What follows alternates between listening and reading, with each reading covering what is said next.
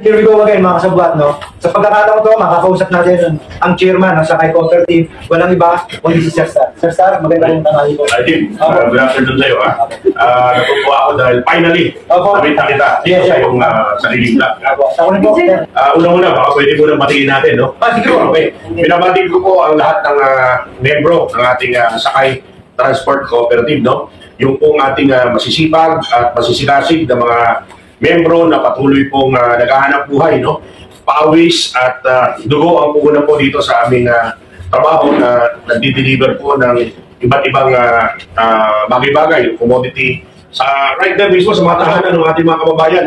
Kasi buhat ng pandemic, ganun na talaga naging kalagayan natin ngayon. Order tayo, online, tapos i-deliver namin doon mismo sa inyong bahay. So naging madali ang trade, ang paghahanap buhay at maging pagdala ng mga pangangailangan dito sa ating mga kababayan. So binabati ko kayong lahat sa buong Pilipinas kasi ang Sakay Cooperative Gym, buong Pilipinas yan eh. Yes, North to South, East to West. So binabati ko kayo ng magandang hapon dyan sa inyong lahat at sana ay nasa mabuti kayong kalagayan at nagpapasalamat po ako sa inyong patuloy na suporta sa ating kooperatiba.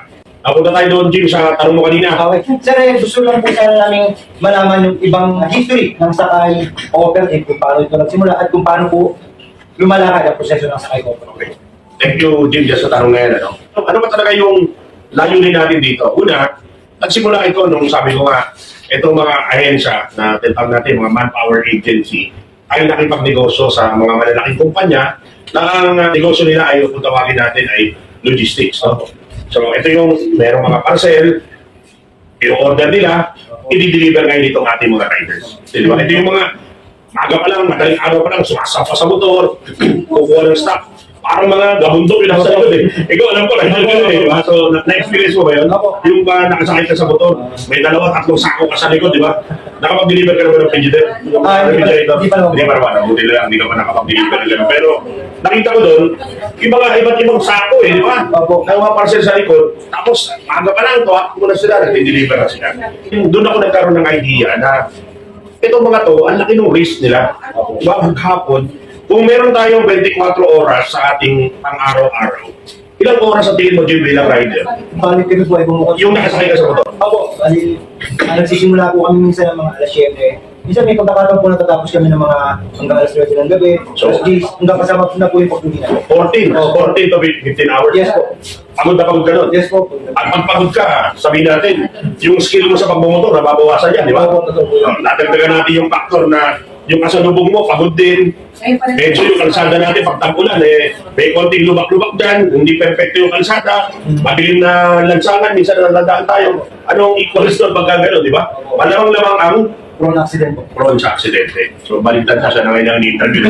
Kasi tama naman yun dahil ikaw yung rider. Ngayon, dyan tayo ngayon papasok mga kasama.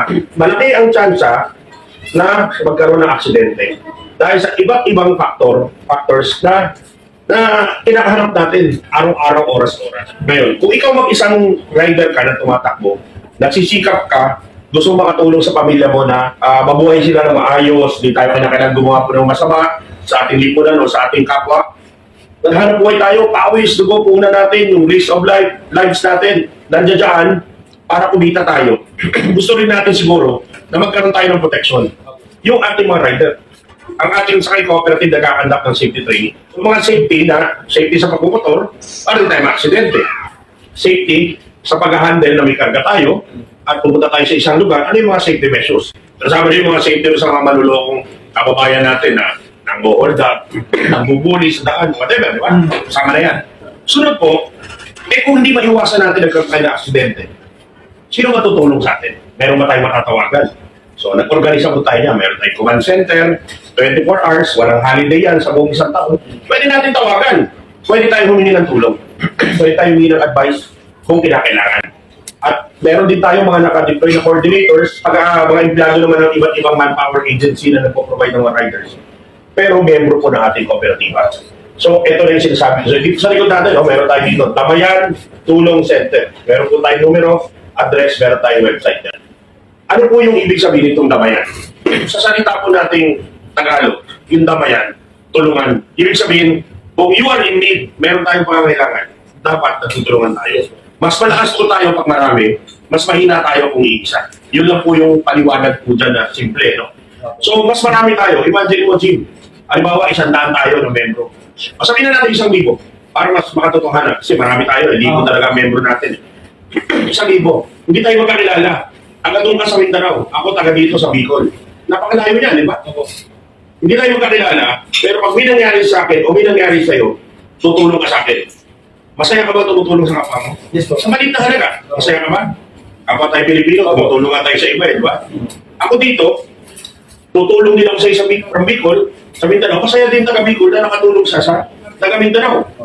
Tayo ngayon, sa totoo naman kasi ang mga tao, by nature gustong tumulong yan Di ba? Maganda ang puso natin Minsan nagkakaroon lang tayo ng kasamaan kapag na-influensahan tayo o walang nagpapayo po sa atin ng tama. So, kung tayo ay by nature gusto natin tumulong, ang ating kooperatiba, facilitator lang. Taga Bicol, magbibigay ng 50 piso or 20 pesos. Ikaw, magbibigay din. So, kung 1,000 tayo, yung tagsi 50 pesos natin, marami na yun, dapat. Di ba? Kasi 1,050 pesos, magkano yun? 50,000. So, 1,000 pa lang yun. Yung 50,000, malaki ng bagay yun para makatulong kung merong nangyari sa ating mga kasamahan.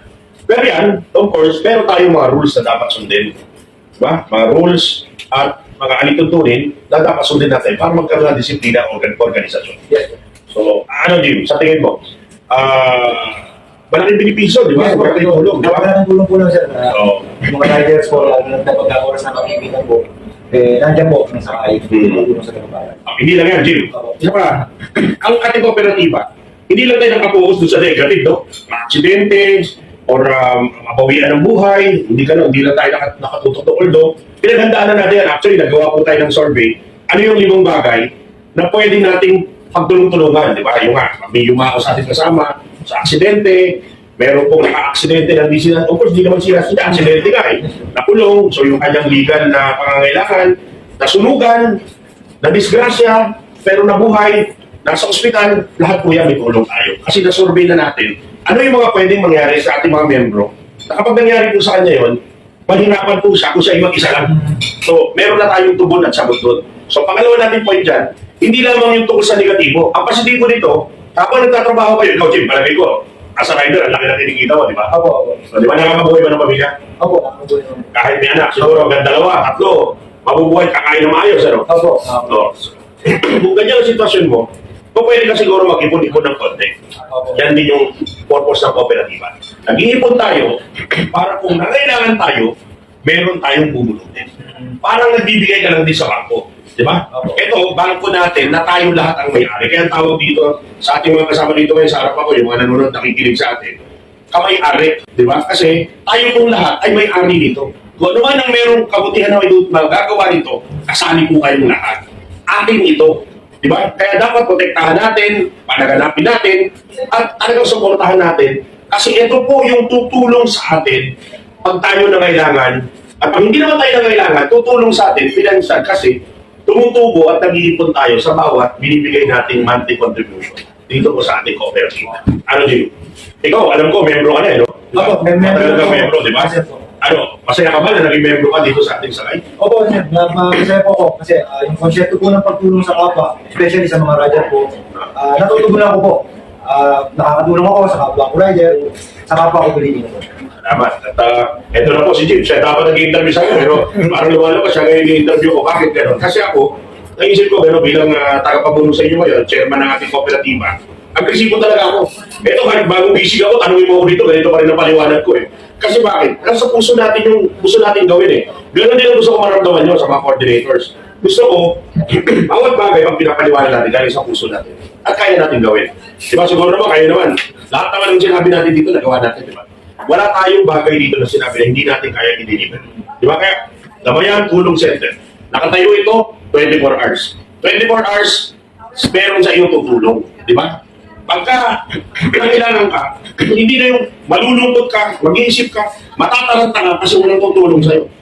Extended family mo kami. Diba, Jim? Bilang membro, rider ka, membro ka namin, kami ang yung extended family. Tutulong kami sa'yo kasi hindi ka namin kilala. Yun po ang diwa nito. Kaya sa ating mga riders dyan, sana nakikinig kayo at sana maintindihan nyo itong ginagawa nating samahan, kooperatiba. Ito po ay dagdag lang sa tulong of course na binibigay ng ating gobyerno. Sumusog lang to na meron ka ng benepisyo sa gobyerno, meron pang benepisyo makukuha sa ating kooperatiba. Ito po, kooperatiba natin ay of course autorisado rin ng ating gobyerno at ayaw po ang mga may-ari nito. Ayaw po ang nagpapalakad, ayaw magpapaunlad at tayo rin po makikinabang. Apo, at sir, nabanggit niyo na rin tungkol sa mga web at mga internet na yan. Paano naman natin malalaman, sir, yung mga contribution po ng bawat miyembro po ng Sakay Ang Cooperative? ibig mo sabihin kung gusto mo mag-check, nalaman mo magkano ba nako-contribute ko. Yes, po. Update, di ba? Yes, po. Yes, po. Hindi. Ngayon dahil sa technology po natin, madali na natin malalaman yan. Kasi bawat membro, meron tayong tinatawag na membership number. Yun po yung magiging password nyo. Kapag gusto nyo mag-check, again, dun sa ating website, pwede nyo pong ilagay lang yung password nyo, makaka-access na kayo, tatype yung pangalan nyo, malalaman nyo na kung magkano yung naiipon nyo. At yan po, withdrawable anytime yan. Kayo ayaw nyo na maging membro, o pwede nyo na silang bawiin. Kasi inipon nyo yan eh. Yung inipon nyo lang, yun yung magiging bawi nyo. Kasi syempre, hindi naman kayo po pwedeng kumuha ng iba pa, di ba? Kung ano na yung naipon nyo, yung halagang yun, hindi yung bawiin. But ako, sinasabi ko sa inyo, yung maliit na hindi yung mararamdaman yan, no? 75 pesos per week. So, yung sabihin, huwag ka lang masyado magiinom ng soft drinks. So, bawasan natin, sigarilyo natin. Naprotektahan po natin yung ating pamilya, naprotektahan natin yung ating mga anak, asawa, na hindi sila magkaroon ng sakit ng ulo kapag worst comes to worst, meron po mga masamang bagay mangyari sa atin. Na habang nagtatrabaho tayo, merong tutugon at tutulong po sa atin. Sir, at bukod po dun sa aksidente, or yung pumanaw na matayan, bukod po doon, sir, ano pa po ba pwedeng Yung insurance, no? Automatic may insurance tayo. Kahit natural na kamatayan, meron tayo dyan. Tapos, isa rin importante dito, ito, ayaw naman saan natin itong pag-usapan kasi baka yung iba malulungkot. Pero, ang isa sa napagkasunduan po namin during one of our National Assembly, yung kapag merong nasasawi na kasama natin, dahil na yung mga na-aksidente, biglaan yan, di ba? Meron tayong standard na nag-aasikaso, no?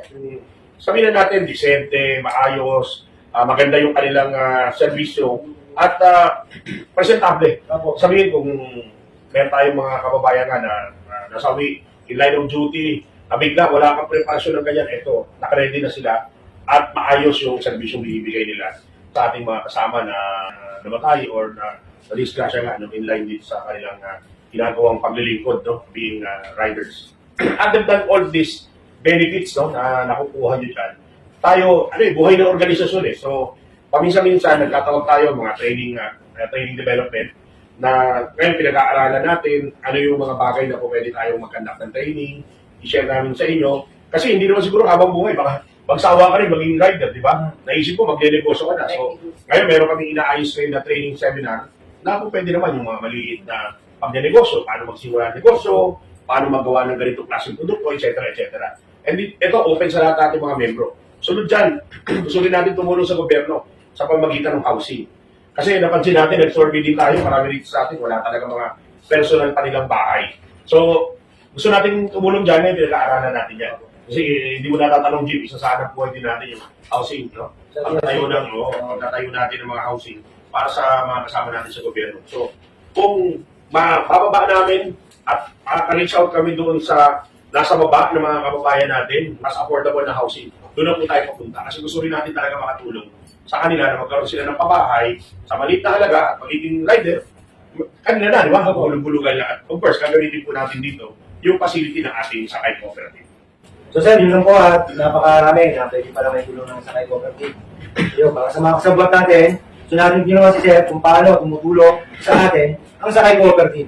Kaya naman, sa ngayon sir, maraming salamat po sa binahagi niyo pong mga informasyon po. Yes, maraming salamat din sa iyo. Nagulat ako sa sinabi mo kanina, kaya gusto tawatin. Kasabot pa lang ang tawag. Opo, kasabot pa Parang lang. may mga happy, pagkasindikato yung nagdati. Pero maganda yun, kasabot natin para sa kabutihan, kasabot natin para sa pagtutulungan, at kasabot natin para sa pagkakaisa. Yes po. Ang layunin po natin, palakasin natin ang hanay ng ating mga riders, tulungan po natin ang ating gobyerno, ating pamahalaan na makatulong din na mabawasan yung naghihirap sa ating mga Pilipino, di ba? At ito nga sa pamamagitan po ng ating kooperatiba. Jim, maraming salamat at sana mas marami pang manood sa iyo, mas maging successful ka, at sana mas sumikat dito vlog. Thank you very much. Kita ulit tayo po.